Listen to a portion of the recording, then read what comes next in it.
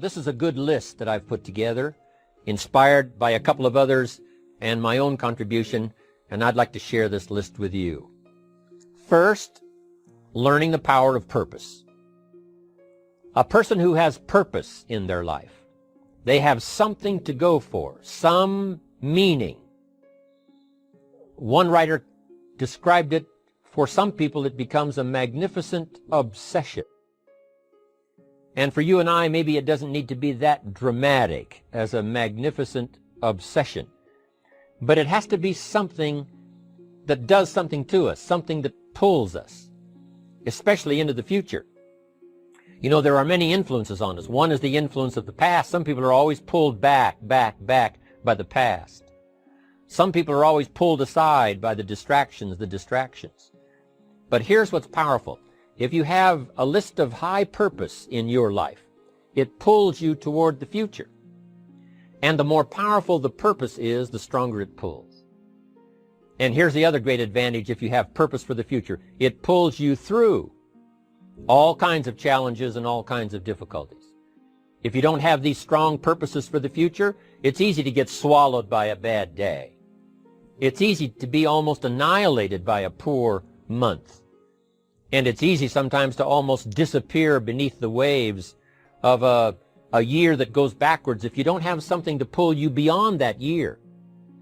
So if you want something to pull you through all kinds of challenges, all kinds of difficulties and things that come at you, you got to have something on out there, beyond today, beyond next week, beyond next month, beyond this year, that pulls you into the future.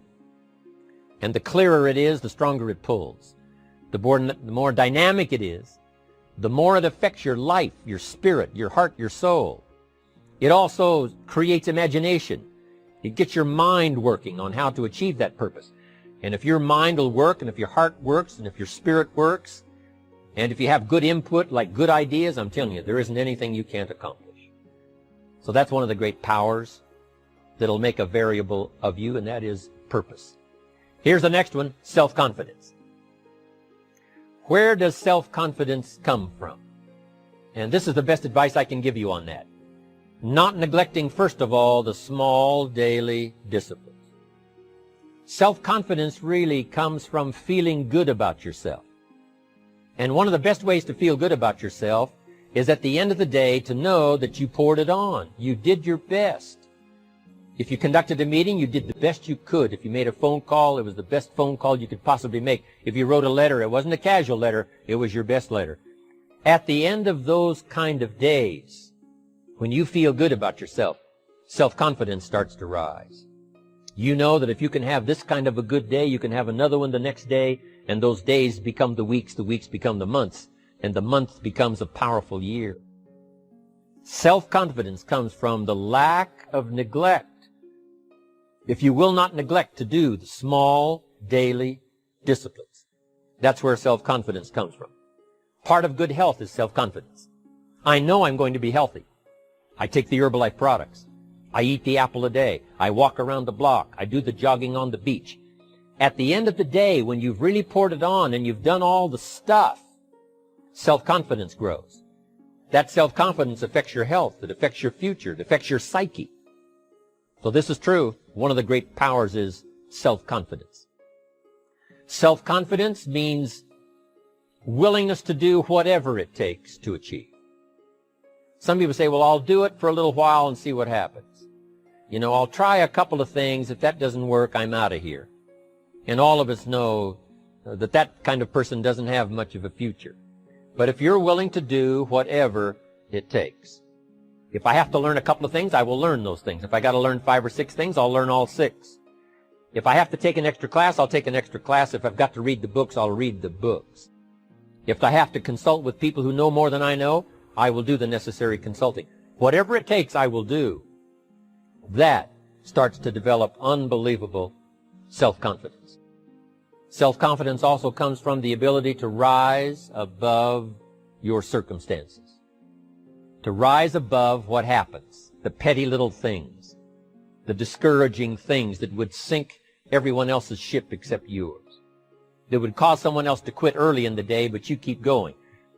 That kind of willingness to overcome all circumstances, whether it's the little challenges or the big challenges, if you're willing to do that, I promise you, this kind of power will work for you, and in you, the variable, it'll make a difference. The third on the list I had was enthusiasm.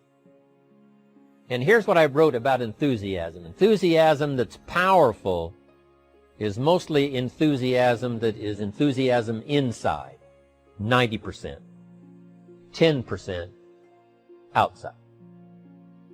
We all know what the enthusiasm is like when somebody lets us see their enthusiasm, which is like the 90%, and only 10% of it is inside. But the enthusiasm that really affects people is not just being loud, but the enthusiasm that runs deep, the enthusiasm that comes from deep inside, created by self-confidence, created by purpose, created by genuine willingness to help other people. That kind of enthusiasm, knowing that you're going to get the job done, knowing you're going to affect people, knowing you're going to have testimonials flowing in from all kinds of directions. That kind of enthusiasm. A lot of it is quiet. A lot of it is unheard. And the 10% that's heard, it rings a bell. People call it genuine enthusiasm because they know that what you say in the outward display of your enthusiasm is only a small tip of the iceberg of the enthusiasm you feel inside that really motivates you to do the best job you can. Next on my list to help you become the powerful variable is expertise.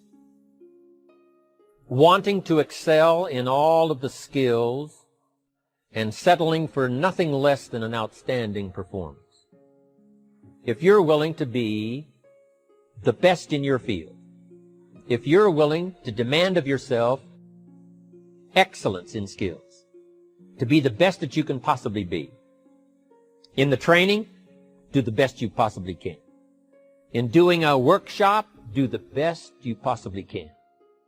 Developing the skills of using your personality, developing the skills of language, developing the skills of influence, developing the skills of organizing. If you're willing to be an expert in all of the skills, Herbalife has the way for you to invest those skills and not only make a handsome living, not only make a lot of money, but if you would so desire and if it would be your purpose, a chance to make your fortune. Expertise, excellence in skills. Here was the next one on my list, making a powerful contribution to you, the variable, and that is preparation. Well prepared. And preparation, of course, involves a whole lot of things. A big share of our life is preparing, getting ready.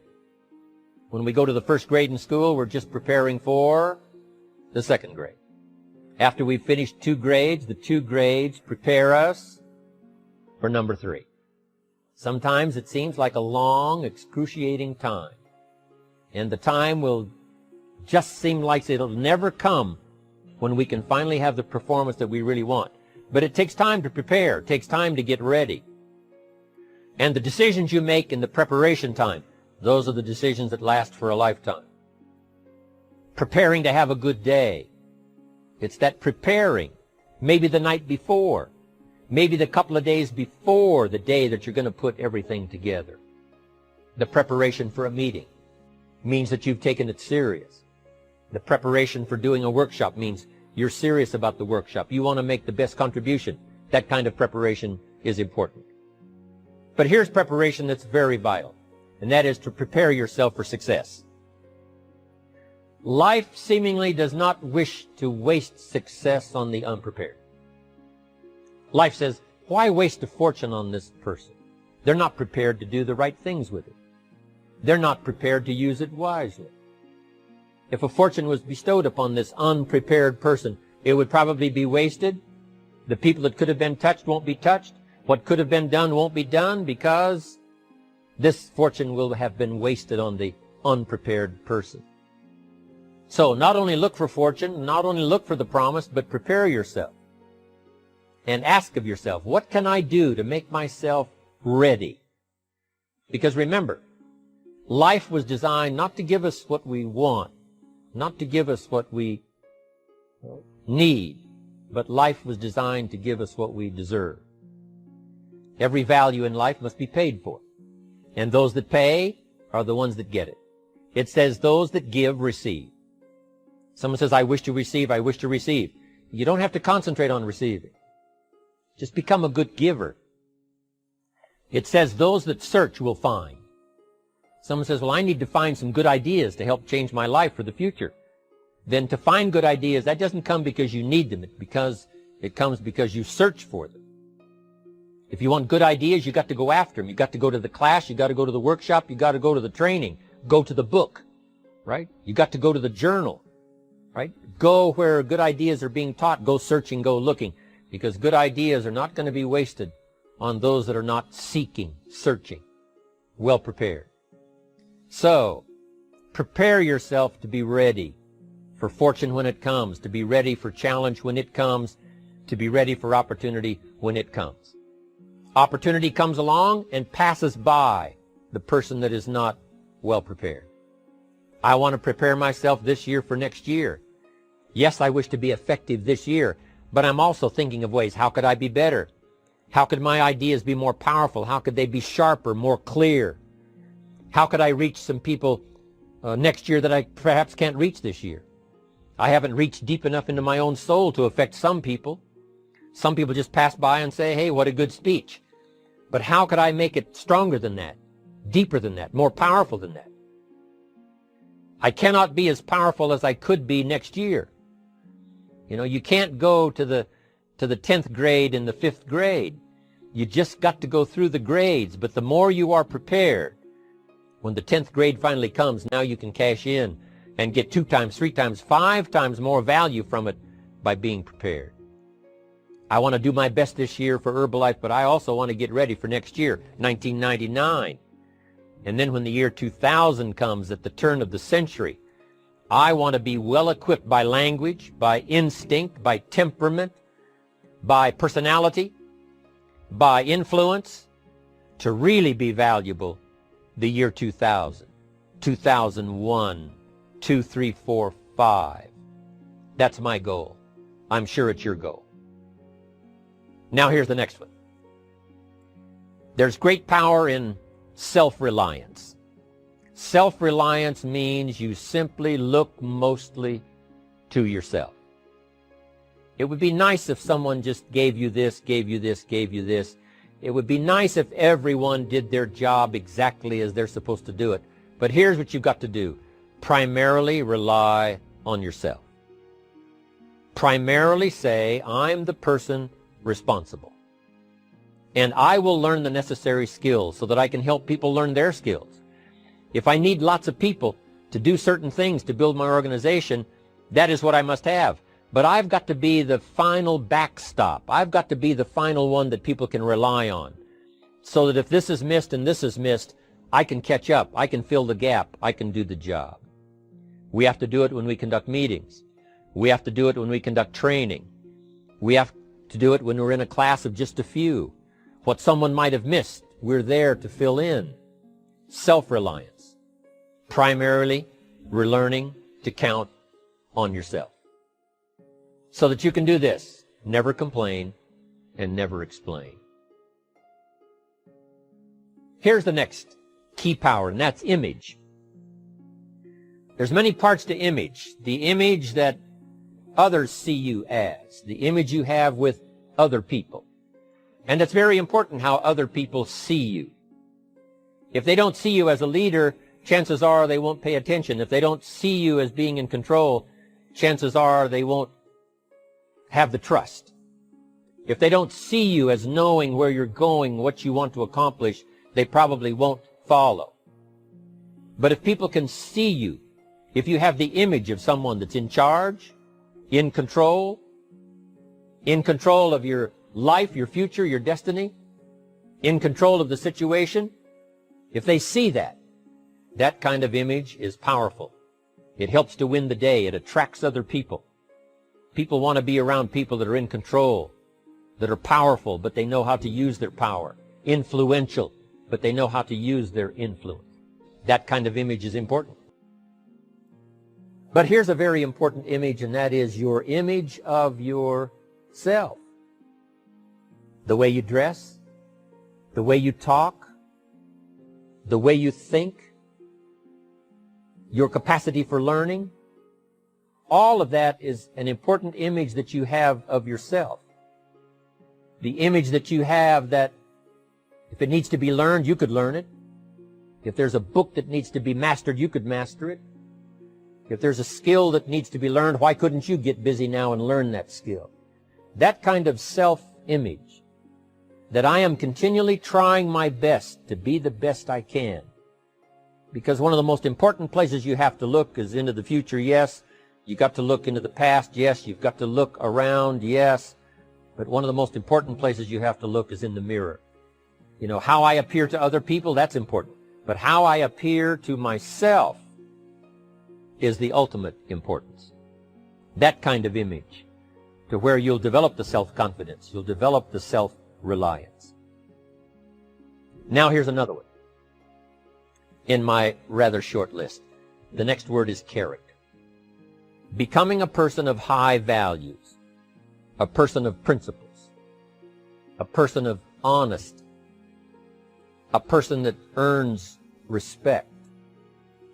That kind of character. It took character when Mark started to put the marketing system together. How can we have a system that will build in the integrity, that people will know that if this happens, then this will happen. And if this goes wrong, here's the way to fix it. Unless you have the principles and the character and the integrity to put together a viable plan for a wide variety of people, then the system is not going to last very long. And I've been around long enough, and I'm sure you have been around long enough to see a lot of systems that got started, but they failed. And the reason is because they were not constructed with integrity. They were not constructed with character. They were not constructed with doing the right thing. They might have been constructed to take advantage. You know, cash it out as quickly as possible and leave. Mark was involved when others took advantage of him all those years ago before Herbalife. When someone took advantage and didn't have the character, didn't have the principles, and didn't have the character to stay, the character to see it through, the character to do the right thing. So this is important, to develop the character within yourself, that people see you as honest, as fair, willing to do the right thing, willing to be helpful, but always willing to walk the center line, not to pass the line. When we come to an opportunity like Herbalife, especially multi-level network marketing, it is so dynamic, it is so powerful, and it is so possible in fortune making that sometimes people want to speed up the process by cutting the corners, by neglecting to do the right things, you know, to cheat a little here, you know, cross the line just a little bit, because then, you know, it'll grow faster and you can cash in quicker. Not necessary here. Doing Herbalife right will build your fortune longer and stronger than trying to cut the corners and not doing it right. If we'll have the integrity that Mark had when he started it, and keep perpetuating that we will do the right thing by the marketing system, the right thing by a distributor who has a customer and they take care of that customer belongs to that distributor. That kind of integrity in the marketing system, the kind of integrity we have among each other, the kind of character we have to rely on each other, because here's what we cannot do. We cannot do this by ourselves.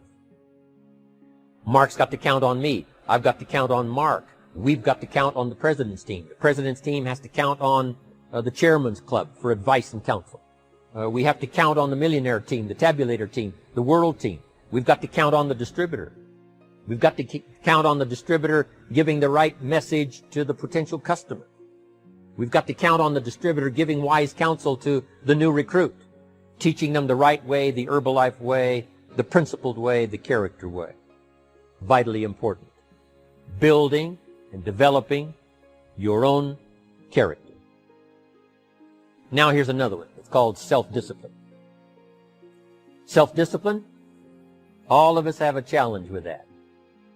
Because sometimes it's easy, and especially if you're working hard, doing the best you can, it's easy sometimes to let up and let it go. But remember, So many people, especially now that we're as big as we are around the world, are counting on what we do. At home office, they have to be careful. They have to be disciplined. It's easy for the person who ships the product from Herbalife says, oh, well, I'll wait until tomorrow to ship it. And then they go home and sleep like a baby. But the distributor who's waiting for that product doesn't sleep that night, or doesn't sleep when the product doesn't show on time. But if everybody will have the discipline to say, I will do the best job I can. I will make mistakes, of course, because we're all human, but I'll try to remedy those mistakes and do the best job I can. That kind of self-discipline that understands how important your part is in all of the functions that work. Coming to work on the set here, HBN, there's so many people that play a part. And each one of the parts that are played is necessary to put on the broadcast, make it viable, make it real, make it powerful. Any couple of them missing, and it would be a disaster. But all of it put together, and it works like a charm.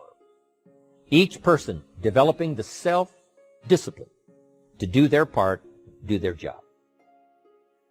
Here's one more, and that is the power of extraordinary performance and demanding of yourself excellent results. This is so important.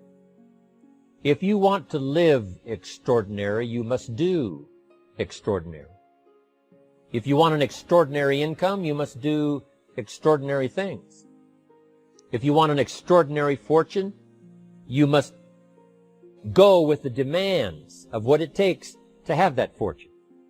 Mark has made such a fortune, it's almost beyond comprehension what the numbers really are. But guess what he has the satisfaction of knowing? He earned it all. If he'd have been lax in the performance, Herbalife would not be here these 18 years later. Herbalife would have been a footnote in multi-level history. But because he performed year after year, the 3rd year and the 5th year, and the 7th year and the 10th year, and the 12th year and the 15th year, and now performing well in the 18th year, I'm telling you, that's what makes it such a viable fortune for Mark personally, of course, because he did the job. If we would ask of ourselves that kind of performance, and you've got to ask it of yourself. You know, I can't ask it of you. I would try to inspire you. I would try my best to share with you what it might taste like, what it's like to finally make your fortune. It happened for me. But here's what you must do. You must demand it of yourself. Society does not demand that you not have a heart attack.